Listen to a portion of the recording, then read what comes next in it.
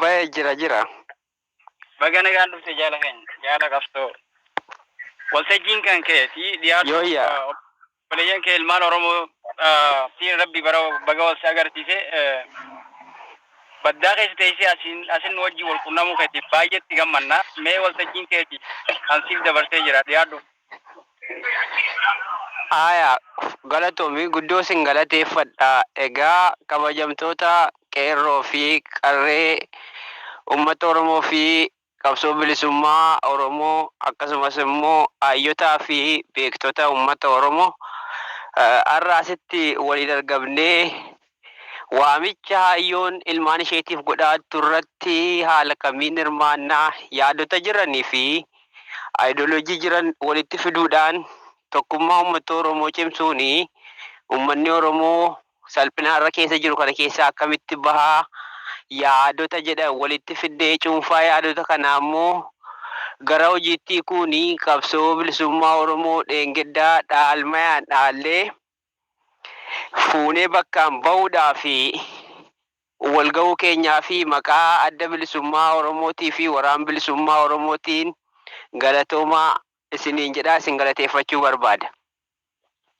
Ittaansuudhaan egaa qabsoon bilisummaa Oromoo erga bu'uureffamee kaasee har'a gara ganna 52 adeemaa jiru kuni aarsaa qaqqaalii ilmaan Oromoo gaafatee guca isaa miidhagfachuudhaan xurree jaallan dheengadda dhiigaaf lafeedhaan tattaraarte sadarkaa inni har'a bahee guca kana qabatu taasifte maqaa isaaniitiin illee isin galateeffachuu barbaada.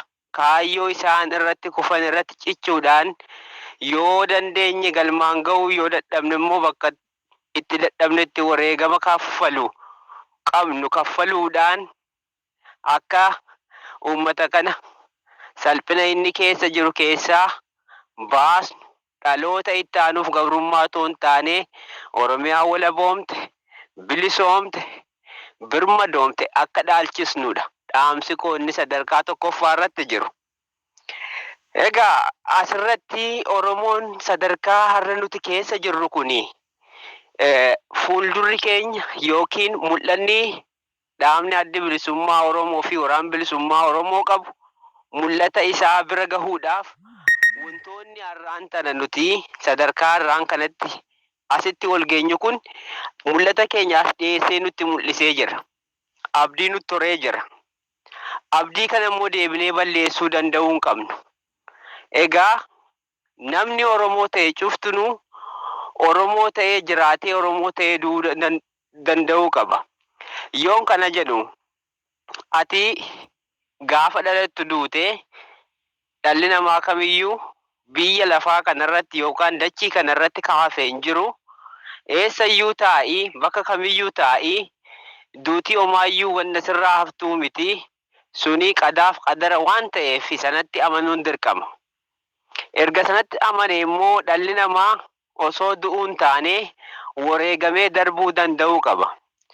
Wareegama jechuun karaa gabaabaa afaan isinii galuu danda'u yeroo isinii ibsu namni tokko erga lubbuun isaa biyya lafaa kanarraa deemte wanna deebisee maqaa isaa kaasu tokko hojjetatee deemuu danda'uu qaba. Tokko inni lammaffaan hojii biraatii san keessa galuun barbaadu sun waan waaqaati waan rabbiiti sanammoo si'iif keessa keetiif dhugaa keetu beeka sana otoo hin taane kanuma biyyuma lafaa kanarratti dhaloonni dhaloota akka har'aan tana nuti gootota dheengadda xurree kan nu saaquuf caccaban ila isaanii itti dhabanii guyyaan itti dukkanoofte harka itti dhaban faarsaa jirruu fi daandii isaanii irratti tarkaanfannu nullee dhaloota akkasiisan ta'uu danda'uu qabna. Kadhumaa keessummaa qabaa. Keessummaa fudhadhee dhufe kuni eebbisaa Soolar Raagaati. Egaa aartistii Oromooti. Jaal eebbisaanii qabsoo bilisummaa Oromoo keessatti umurii dargaggummaa isaa dabarsuun osoo loluu osoo lolchiisuu, osoo leenjisuu, osoo faaruu fi walaloo yaadaloo garaagaraatiin qabsoo kana finiinsu har'aan tanaan ga'ee jira. Xiqqoo innis bilbila dubbachaa jira waan ta'eef gidduutti yeroo inni dhufe isa seensisee isaanis wanna jechuu barbaaddanii fi wanna gaafachuu barbaaddan gaafattu. Haa ta'uti maqaan koo akkuma asirra jiru Risaa Gammoojjiin jedhama yookaan Boonaa Lammii Guddataan jedhama. Namni gaafiis ta'ee yaadas qabu kallattumaan sodaa tokko malee gaafii jiran cufayyuu na gaafachuudhaaf affeereen jira. Koreelee garee kana hundeessan cufaaf warra sagalee koo yookiin qoonqoo hambaasaan jiru kana dhaggeeffataa jiru hundaaf jechuu kiyya. Hayyee ejjinaa hedduu galatoomaadha. Baga nagaadhaan nuuf dhiyaatanii bifa jaal keessan as jalatti dhufannuuf himtuu ol isaan waamna waan ta'eef ani maqaa isaanii hin beeku yookiin immoo isaanii illee hin barree. Namoonni gaaffii qabdan jaalfaarraa gaaffii gaafadhaa yookiin yaada isaaniif qabdan. Osoo gara gaafii fi yaadaatti hin deemini jaaleebbooni eebbisaa soolarraa gaatii bilbiluma kanaan isin dubbisa. Maayikii dhuma kootiin isin dubbisa. Tole akka isaanaan rakkoon qabu bareedaadha. Hayyee namni yaada yookiin gaaffii qabu maayikii banadhaa yoo hin qabaanne anatu isaan gaafata. Yoo qabaatan maayikii banadhaa. Ammallee galatoomi jaala keenya yaada takkaan jira. Namni gaafii irraa qabdan gaafadhaa eega gaafii gaafatte yookiin yaada kee xumurattanii kabajaaf jaalalaan dila namaa kajala jiru kanaan dabareedhaan akka hirmaachifnu kabajaan isin gaafadha obboleeyyan kiyya hundumma keessanii hoo jechuudha. Nama tokkicha hirmaachisu malee anarraa eegalee anilleen gabbu'aa namni yaada qabu namni gaafii qabu dhiyaadha. Galatooma. Gaafii qabaa jaala keenya baga nagaan dhuftanii ana dhufisiniin jedha. Yoo yaadillee baga nagaan na eedde.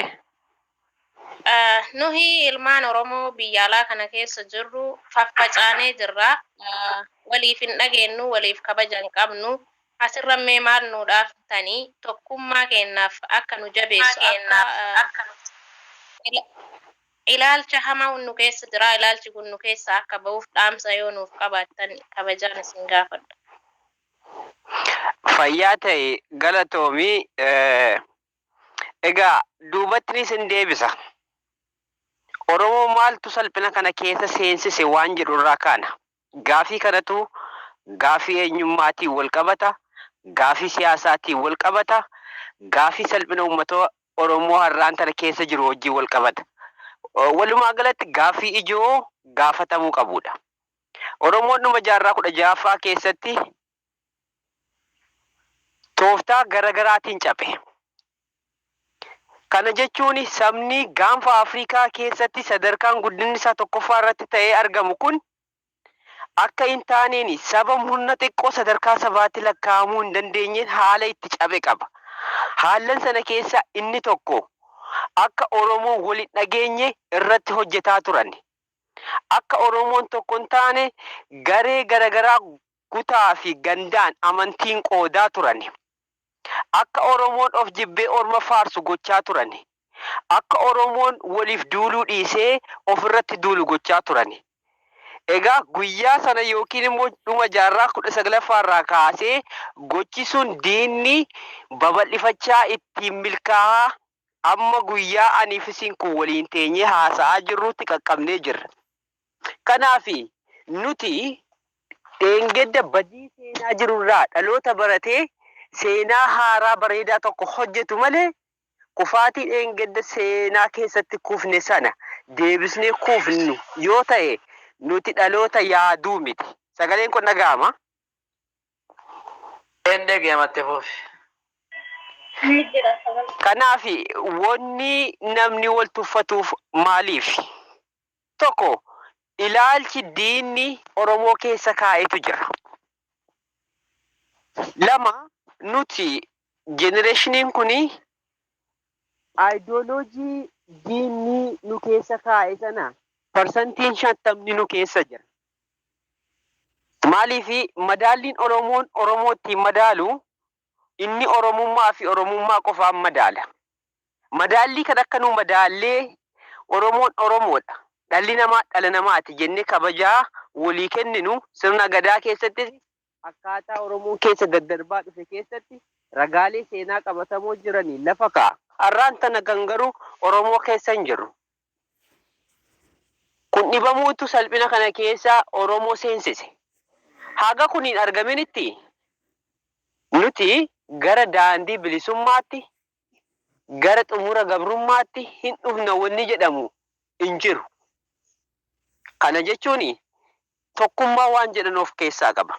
Nama wal kabajiti tokkooma, nama wal dhagayeeti tokkooma, nama tokkoometi immoo rakkoo waliin qabu keessaa baha.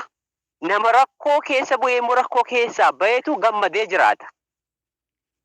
Kanaaf giiftii koo gaafii kan kee gabaabseetuma sii deebisuudhaaf haala na hubattu yoo si ibseera ta'e natti hubachiisi, yoo immoo si hin galle ta'e yookiin loqonni koo yookiin immoo akkaataan itti si ibse si hin galle natti hubachiisi. Jaalaa kiyya galateeffannaa naaf galee jira. Ulfaataa galanni keessa bilisummaa haa ta'u. Gaafii kiyya xumuradheera. Fayyaa ta'e galatoome. Hayyee namoonni gaaffii yookiin yaada qabdan irraan kan keessanii dhufa. Sanyii yaada qaba jettee jirtaa sanyiitti fufi. Hayyee sanyiitti fufi. Okay, galatuma jaallan baga nagaan uffisa. Okay. Abuyyi maakii qabatu. Asillee galatoomi baga nagaan nu edde. Sada galatuma isinin jenna mee yaada wayii isinii ibsa. Waraanni adda bilisummaa uummata Oromoo waboon yeroo dheeraaf qabsoo gaggeessaa ture.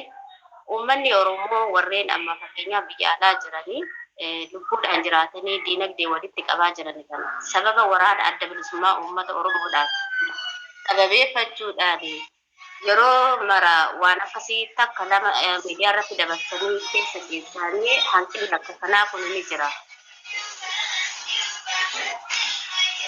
Aisha mee maaltii taphatanii xiqqootii? Sagaleen xiqqoo gidduutti cite keessaan rakkooleen akkanaa ni jiru jettee dhaabbatte. Mee irrasinii deebi'aa yaada kana ni kaasee fi waraanni adda bilisummaa uummata Oromoo abidda saafaa jidduu dhaabbattanii uummata Oromoof Oromiyaa walaba baasuuf jecha aarsaa qaalii nu kafalaa jirtanii galanni keessan bilisummaa haa ta'u. Lafee gootan jaalleewwan kufaniini galatoomaa isin jedha asumaan maqaa garee kanaanii yaada Atillee galatoomi. tole itti aansuuni gaaffii xiqqoo qabu mee ilmaan Oromoo yeroo hedduu waraana adda bilisummaa uummata Oromoo kana sababeeffachuudhaani harka wayyaa jalaan karaa diinagdee qabaa. Profaayilii keemmoo argeeti? Aya. Mee xiqqoo na jalaa ciccitaa jira. Dhagaamaa jira amma? Amma nan dhagaa ilaali. Uummanni yookaan immoo karoorroon gabrummaa biyya keessaa baaftee biyya hambaa keessa jiru qabsoo bilisummaa kana utubee galmaan gahuudhaa fi yeroo garagaraatti tumsa yaadaa fi maallaqaatiin bira dhaabbataa. Kun immoo gabaasni isaa yeroo tokko qofa darbeeti yeroo lammaffaa keessatti dhidhimee hafuu fi dhokatee hafuutu jira naan jette akkasitti hubataa jira. Akkasitti jira amma fakkeenyaaf qabsoo uummata Oromoo keessatti yeroo hedduu kan gufuu ta'aa jiru akkana. Maaliif yoo jettanii waraanni adda bilisummaa uummata Oromoo haqa barbaacha bosona seene malee jeedala miti bosona wajjin jiraachuu kan barbaade. Yoo nuti waan kana warreen diinagdee irraan harka waliyyaa jala gandummaatiin wal beekuutiin yoo arshii wal beekuutiin harka wayyaa jalaan waliin ukkaamsanii yoo nuti dhugaa dubbanne unu balaaleffatu. Kuni maaliif ta'e uummanni Oromoo hanqina kana qaba. Yoo nuti dhugaa dubbanne itti dubbanne duulli nurratti bahaa jira. Maali hanqinni keenya asirratti yeroo hedduu akkana ta'aa jira. Hanqinni nuti qabnu maali barbaade walii galatti yoo akka dhaamsaatti yookiin akka yaadaatti yoo nu dabarsitanii barbaada. Good. Gaaffii baay'ee gaarii ta'edha. Gaaffii uummata Oromoo yeroo baay'eef sakaalaa turee fi qabsoo kan dhidhima keessa seensisaa turedha. Gaaffilee baay'ee babbareedaa ta'aniitu ka'aa jiru.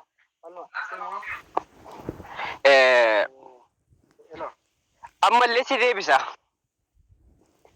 Na dhageessaani? Eeyyin dhagaan jira jaallan xiyyaatti naaffa. Yaa nuti qabsoo kana ganna meeqa gaggeesse dhaabni kun? Almost ganna 51 yookiin 52 keessa jirra. Maaliif dheerate akkas? Kun isin cufaafan dhiisa. Wannan tuqee darbutu jira. Diinni uummata Oromoo diina lamatu jira. Akkaataa tarsiimoo adda waraana bilisummaa Oromooti. Diina tarsiimoo fi diina tooftaatu jira. Kana jechuun diina keessaa fi diina alaa fa'ii jira. Dhaaba kana yeroo dheeraadhaaf qancarsaa kan ture diina keessaati. Dhiiga ilmaan Oromootiin hedduun isaa qoosee jira. Dhiiga ijoollee babbareedduu silaa hadha hayyuu taatee addunyaa fuuyyuu geessuun xaxxabatanii jiru. Ittiin qoosanii jiru. Kanaaf rakkooleen suni amma ganna sadan kana yookiin waggaa sadan kana jijjiiramni argame. Sababa argameefan isinitti macufa keessanitti. Dhalooticha dhaloota qubeeti. Dhiibamee bahe. Fedhii dhuunfaa barbaachisu ta'an dhiibamee bahe. Hin dandeenye. Roorroo fi harkoota gabrummaa baachuu hin dandeenye. Sobee jiraachuu hin dandeenye. Kanaaf haga kana tarkaanfii tokko tarkaanfanne aniifatillee namni asirra jiru cuftinillee akkasitti wal arguudhaaf carraa kana kan uume nuyi. Warri dhaalillee numa.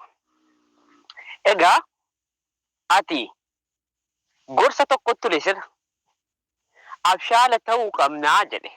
Maqaa isaallee qabachuu baadhullee ni yaadadha. Gamna ta'uu qabnaa, abshaala ta'uu qabnaa jedhe. Nuti diistaansii irra teenyee waliin dubbataa jirra. Fageenya irra jechuudha. Yeroo fageenya irra teenyee waliin dubbannu keessatti rakkooleen garaagaraa ni uumamu. Jara sarareewwan isinitti himu namni amma asirra taa'ee sagalee koo dhaggeeffatu kan anaaf isinillee balleessuudhaaf deemullee akka inni jiru gonkalleen shakku hin jira. Ammoo wanna tokkollee fiduu hin danda'u. Kanaaf eeggadda caasaan inni diriirfatee qabu gama diinagdeetiin namootan biyya alaa keessatti argamanidha. Har'aan tana garuu namuma dirree irraa qunnamteeti wanni ati gootu cufti namootuma dirree irra jiran. Egaa hoggansi adda bilisummaa Oromoo cuftu dirree irra jira. Amma namni waraana bilisummaa Oromoo hogganuu barbaadu kamiyyuu qawwee qabatee dhukaasaa lolee lolchiisuu danda'uu qaba. Malee Kaanadaa Ameerikaa taa'eeti hojiileen hojjetamaa turanii rakkoolee ganna kana qabsoo akka dheeressan godhani. Kanaaf fala kaa'ee darbee hogganni cuftuu dirreetti akka inni deebi'u godhe rakkoolee immoo ati kaaste ni jiru. Akkamitti jiru sitti hima.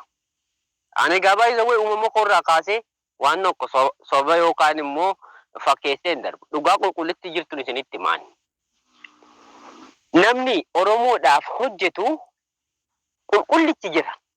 Kan hojii dhuunfaa isaa dhiisee maal dhiisee hojjetu jira.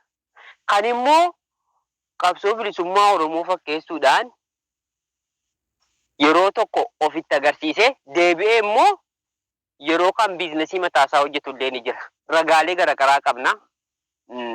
Dhiyeeffachuus nan danda'a. Listii isaas ni qabna.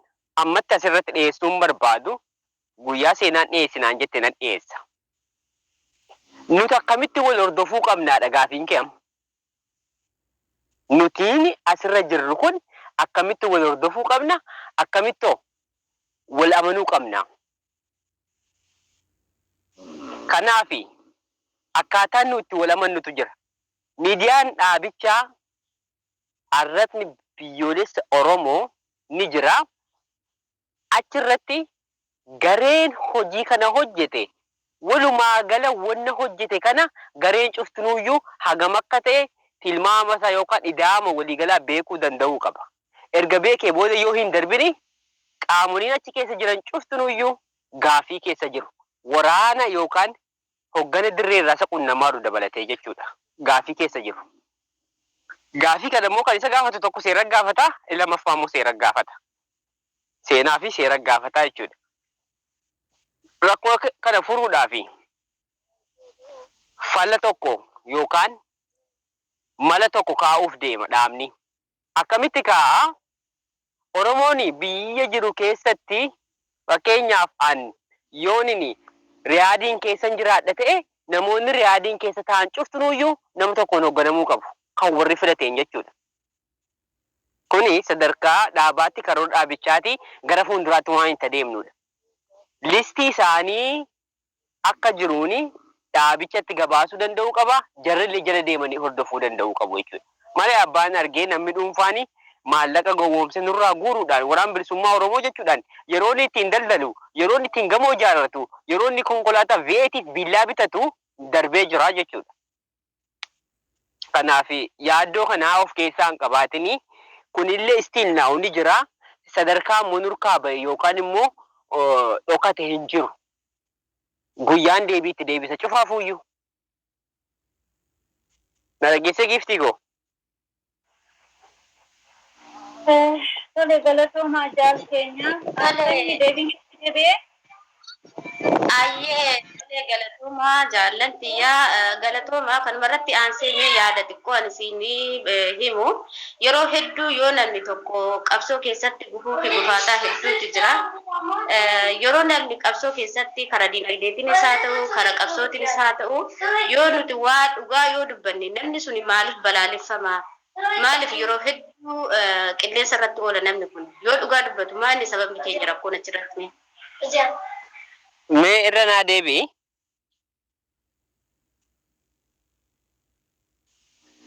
Irra naa deebi'i. Tole jaallan dhaga'ama sagaleen kiyyaa qoccitaa jira. Dhaga'ama. Eetti guddina qaba. Okay. Ayyee galatooma. Mee gama diinagdee kanaatiin yeroo hedduu wanni ayyee mee warri kun gama diinagdeetiin yeroo hedduu wanti kun sirrii miti akkanatti sirreessinuu qabna uummata keenya akkasitti qabachuu qabna karaan kun daandiin kun sirrii miti jennee yeroo hedduu gama garee adda addaatiin iyyuu wal gorfachuu dandeenya akka dhaaba tokkotti yookiin immoo akka garee immoo kanaa warra irratti dhufnetti jechuudha. Garuu yeroo nuti dhugaa jirru itti uummanni keenya maaliif nu balaaleffata? Rakkoo nuti dhugaa jirtu itti himneef immoo maaliif nu balaaleffata? Hedduu waan kun koree irrattis haa ta'u, hoogganaa garee irrattis haa ta'u, gamoota hawaasa garee adda addaa irrattis jira. Wanni kun maaliif mee hanqina nuti qabnu maali? Uummanni keenya hanqina qabu maali jechuu barbaadeen walii galatti. Mee warreen kanaaf dhaamsa sinnuudhaan maali? Good. Gaaffii bareeda. Gaaffii ati kaastee jechuun baay'ee natti tolu.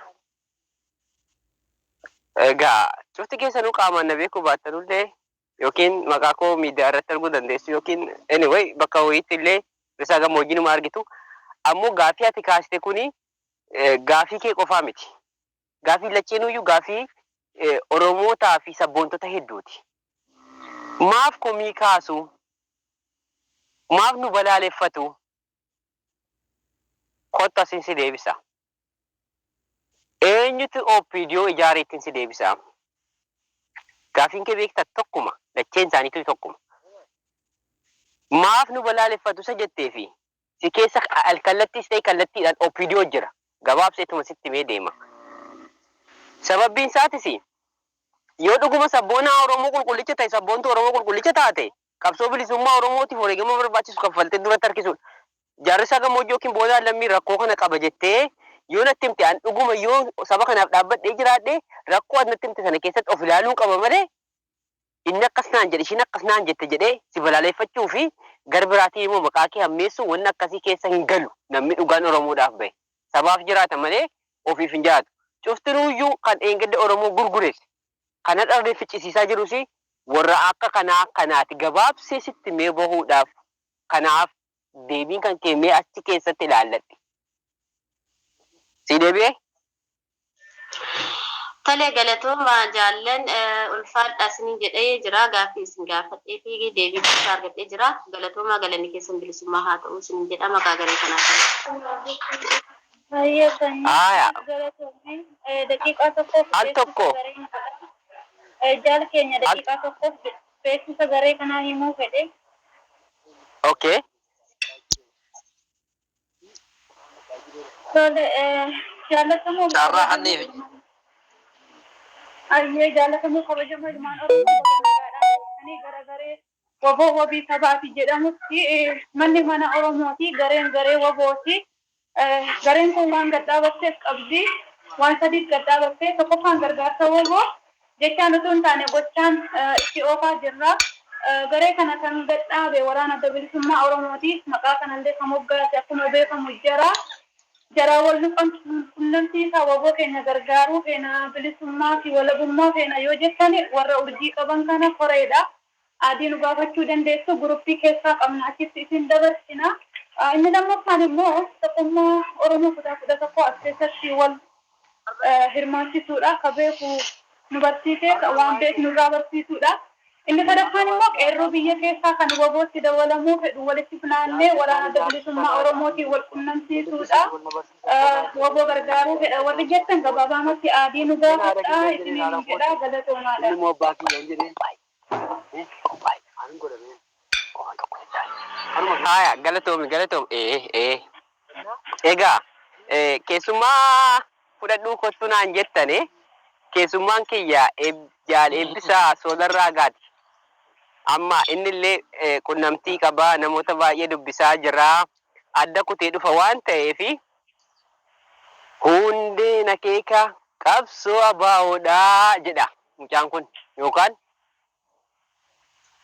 jajjabee woboo jirraa jirtu jedha. Mee bilbiluma kootiin dubbistu jaal eebboottiin isin dabarsaa. Innillee qunnamtii of hirkaa qabaa. Wanna akka artistii tokkootti, akka qabsaa'aa tokkootti, akka lolchiisaa tokkootti, akka barsiisaa tokkootti isa gaafattan. Isa immoo irraa hubachuu feetan. Yoo manu bu'aarsi jettanis immoo waan feetan egaa isinitti dabarsaa irraa gaggabaabsaatii. Mee waan jettan jedhaanii gara jaal eebbootti hin deebisa kunoo sagalee isaa dhaggeeffadhaa. Hirmaalee gadiif. Kaakeroon biyya dargaggoon kiyya yaa humna warra shamarran biyya qabsoodhaaf hidhadhaa yaa ilmaan ayyaa.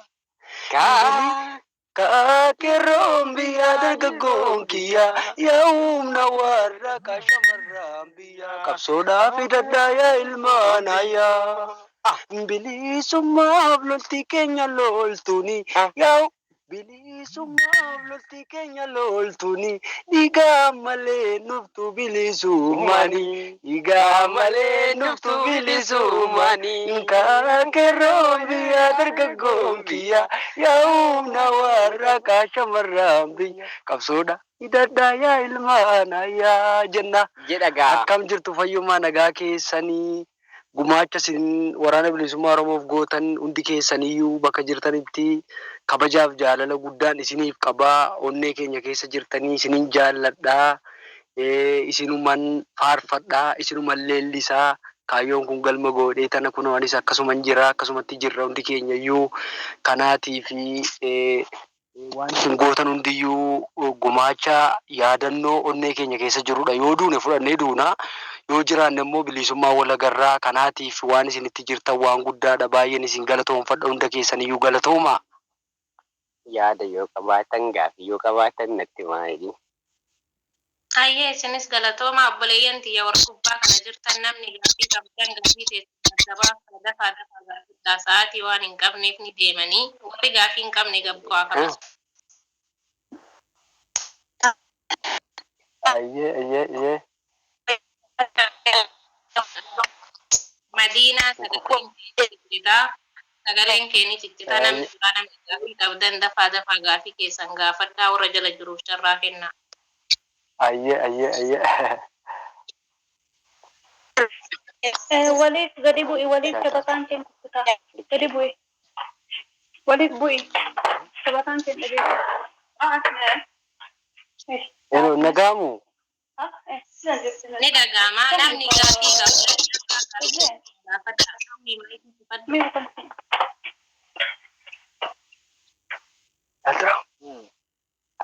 namni gaaffii qabdan hin jirtan taanaan gabbu'a warri gaaffii qabdan ol bayaa warra gaaffii qabdan Jajjabee billaan hin deebifne murataa rasaan cabsine ilaalame.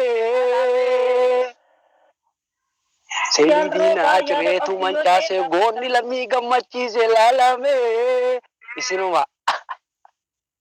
Risa. Ajab. Gaafiin qabuun ijoollee teenya tartiibaan kabajaan please kabajaan isin afeeree jira. Maayikii keessan namta akkam banatinaa kabajaallan isin dubbatanu maayikii keessan ifumaa beekaa cufadhaa osoo namni isinitti hin himne gaafa nama wal afaan dubbatanu sagalee yaadni nama duraa badaa isaanillee yaadni duraa badaa. Woboo jechuun maallaqaan illee argamtu miliyoonaan illee argamtu waan ta'eef kabajuu qabnaas qaqqaaliiwwan keenya isaan dhageeffachuu qabna akka ofii oliitti kabajaan isin gaafatee jira maayikii keessan cufadhaa osoo carraan isin geenye namta akka akkan dubbanne please kabaja guddaan isinii qaba isin jaaladha hunda keessanuu. Hayyee maalii kenna galatoomii dhiisii oduu namaa gaafii qabda. Dhiisii oduu namaa miti Oromiyaa maayikii qabadhu. Jaal roobaa gaafii keessanitti bufa. Jaal roobaatu gaafii qaba. Maayikii banadha. Ayyee. Gaariidha. Maashaallah jaallan waraana bilisummaa Oromoo irraa hangafee egaa hanga sadarkaa waraanaatti maashaallah galatoomaa jiraadhaa jajjabaadhaa jechaadhaa dhugaadhaa. Ayyee. Gaaffiidhaas ni qaba. Gaaffiidhaas ni qaba jaarrisaa akka yaadatti sunniin qabu keessaa dhugaadhaa. Ani riisaa miti eebbisaa soolaa raagaa. Okay, gaariidhaati wanni nan qabu dhugaadhaa akkuma jaallanna dura ibsanitti gareedhaa fi akka sadarkaa nam tokkoo fi akka fakkeenyaaf jaarmeetti warroottan asirraan ta'es lafarraanis ta'e akka jaarmeetti gamoo boodaa waan sila hanga dandeettii isaanii godhaadhaa jiran kana akka yaadatti yoo gartee gam tokko kan deebifamu ta'e uraa silaa diinni irraan tana gama adda addaatiin nama jaaree numa wal keessa bobbaasee numaan numa dhawaadhaa jiru kanarra hanga tokko hulaani cufti yeetii namana bakka san irratti yaadaa go tokko kan ta'e na fakkaate maashaallah galatoomii bakka san irratti illee silaa xiqqoo nuuf deebite ajjibu takka lammaffaadhaafis dhugaadhaati warroottan silaa gareedhaa fi jaarmeettis dabalanii wal hoogganaatiif hoogganamaadhaa jira yoo akeekaa fi kaayyoo saba san irra cichanii irbuu seenan akka hin dagatin wal hooggananii gartee waliif hoogganaman uraan takka akka nu idduun seenee ifaadhaa nuuf gala waan san ta'eef dhugaadha haalli jirus haalan akkanaa kana ta'u akkasitti quba qabaannee meesiris gama keessaniin gama waliigalaan bakka takkatti deebisuu san akkuma dhugaa reefu mukaan hojjetetti san saganteeffatanii kororfatanii waan lafaa qabdan sana achuma bira tarraa fakkeenyaaf bakka wal hoogganuudhaaf jedhamu kanarratti yoo as deebine akkam yoo ta'e wal hoogganuu hin dandeenye akeekaa fi kaayyoo sabaatiin irraa warroota marroo duraatis akeekaa fi kaayyoo san osoo qabatanii galmaan hin geenye fi sirriitti irra wal hoogganuu dhabuudhaan sadarkaa qabsoo yeroo dheertus irra geenis hundumti keenya akka keessa turreetti ni hubanna waan keessa ture haa ta'u garuutu ammaaf akka warri silaa yeroo ammaan tana wal hoogganuudhaaf hoogganamu jirutti akeekaa fi kaayyoo sabaarra cichanii akka hoogganan godhuudhaaf dhaamsi nuuf dhaamtu maalii jechuu fireeti obburisa. Ayyee egaa wanni guddaan agartee of kenne jechuudha. Of kenne jechuun of kenni jechuun agartee waan jecha lama of keessaa qabudha. Hima lama of keessaa qabudha. Hoogganuu fi akkuma ati yaadatti dubbatte kan agartee Oromoon amma sa'aatii ammaa kana agartee akka inni irra jiru Oromoon isin beektaa qaroomoodha. Isin qaroomoo jechuun isin qaroomoo jechuun nuti fi isin garaagarummaa tokko hin qabnu maal jennaan dhalootuma qubeedha jechuudha. Dhaloota qubee jechuun immoo dhaloota gartee urjii ilaalee waa murteessuudha jechuudha. Nuti amma xiinxalaa addunyaan kun haasa'u xiinxalaa gartee impaayirri Itoophiyaa haasa'u sana keessa hin jirru kan nuti irra jirru Oromoon durumayyuu abjuu ilaalaa, Oromoon faara laallataa, Oromoo jechuun agartee Oromoon boonaadha. Oromoon saba gurraacha agartee saba ofiisaa qofaaf osoo yaadu osoo hin taane nuuf jedha Oromoon beektaa nuuf jedha malee anaaf hin jedhu beektaa Oromoon keenya jedha kooti hin jedhu sii gala ilmaan Oromoo akkana nuti waraana bilisummaa Oromoo immoo halkanii guyyaa dukkanaa fi ifa osoo hin jedhin nuti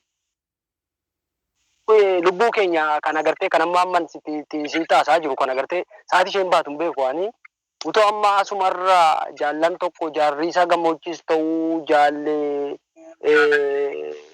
jaallan tokko isinuma keessa jijjiran natti fakkaata abbaa kiyya tokko jira jaaljooteedhanii isin gidduura jaaljaatanii yookaan jaalli sun faama fakkeenyaaf makka eebba lafa akkasii deemi jedhe niin deema gaafan deemu lubbuun kiyya kun bakka sanatti bahuu danda'a yookaan bahuu dhiisuu danda'a ani hin deemu jechuu hin danda'u maaliif jenna uummata Oromoof hin beeku waan ta'eef kanaatii fi lubbuun keenya kuni lubbuu sekeendii irra jirtudha jechuudha sa'aatii osoo hin taane guyyaa osoo hin taane sekeendii jechuudha hanga libsuu ijaati ilmaan Oromootiif baane waraana bilisummaa Oromoo jechuun qabattoo miti jechuudha ka agartee sa'aatii fedhanii hiikkatanii fincaanii yookaan sa'aatii fedhanii hiikkatanii surree uffatanii akkas yookaan uffata jijjiirratan sana miti waraana bilisummaa Oromoo jechuun lubbuu jechuudha lubbuu jechuun immoo lubbuun du'inarraa innaan hin bu'u beektaa ofirra jeessattee na yeroo tokko haadha kee yookaan abbaa kee yaadde dhiista ta'a yookaan saba kee yookaan immoo jaallan kee yaadde dhiista ta'a lubbuu jechuudha waraana bilisummaa Oromoo jechuun lubbuu jechuudha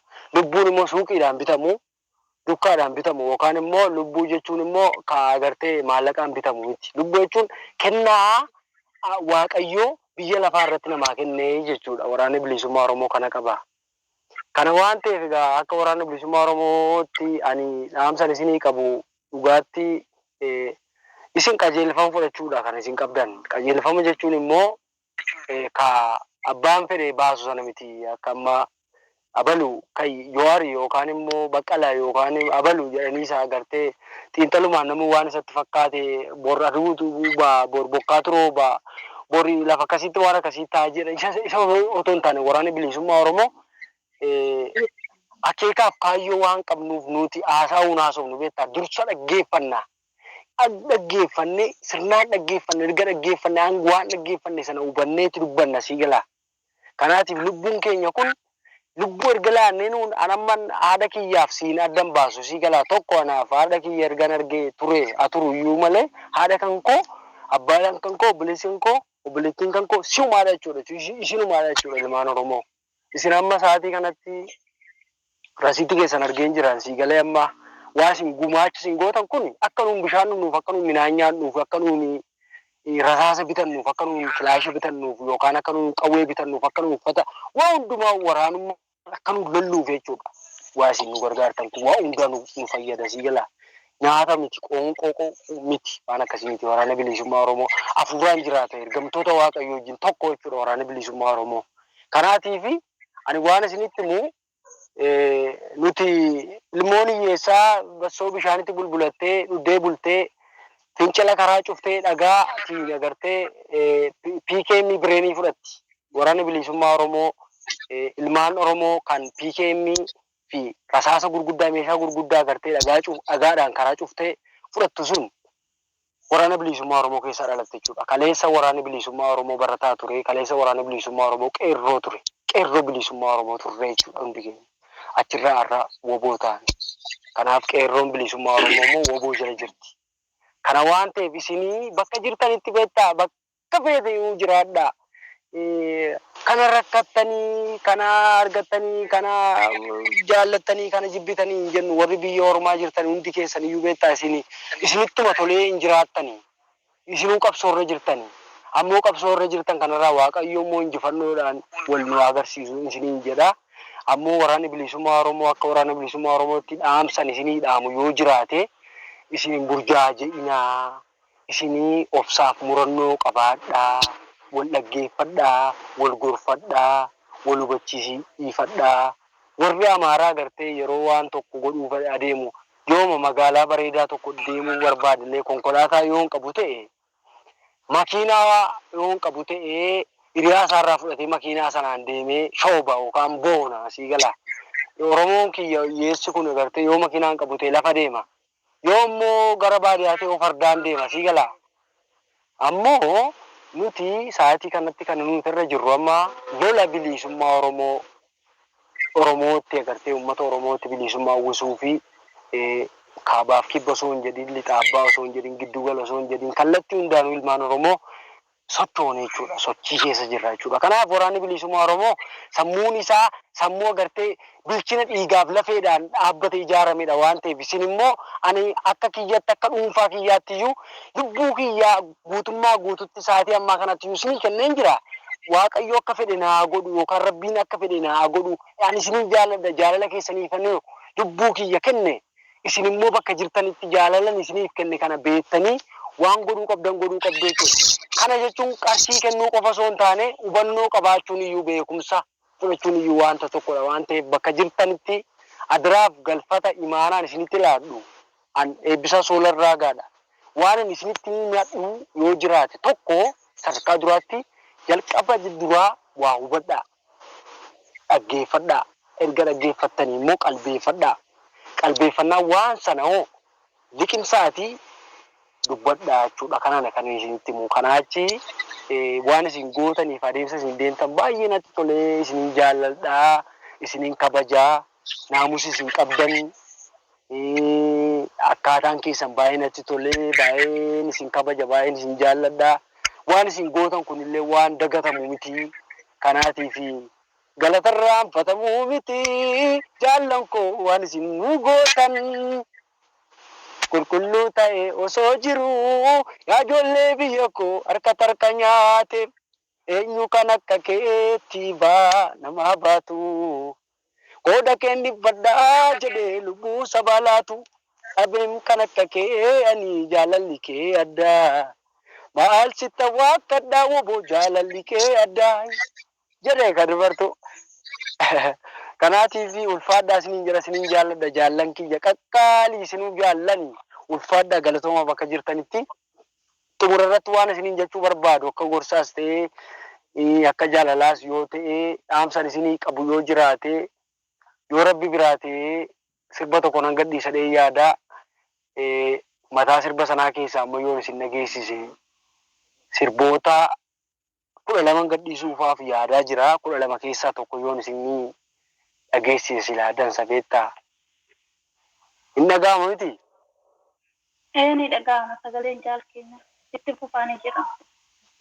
Dhugaa barbaachaaf fedhii keenya dhiifnee qabsoo manaa baanee bilisummaa dhugaa mirga abbaa biyyummaa kallattiin gaafaanne obbo dandeebi'uun irbuu koonu boomsaa wareegames tolee ibboo dandeebi'in qawwee kiyya kaasii ennaa wareegame dhugaa barbaachaaf fedhii keenya dhiifnee qabsoo manaa baanee bilisummaa dhugaa mirga abbaa biyyummaaf qawwee lafaa kaafne ibboo dandeebinu irbuu koonu boomsaa wareegames tolee ibboo dandeebiin qawwee kiyya kaasii ennaa wareegame ennaa wareegame ennaa wareegame ennaa wareegame ennaa wareegame harmeen da'umsaa ciniisuutti jirtu rasaasa waadamte haatiin moosee gubbaa teessee akka boossuuf kan dirqisiifamte rohoo gabrummaa saba koo mudate mana ganna baase akkamiin hangalaa qabsoonan jalqabee osoo galman geenye akkamiin hangalaa qabsoonan jalqabee osoo galman geenye akkana isiniin jedha haan isan ittaane sirba zarii wadaajoo tokko isin jaalachiisa akkamiin hangalaa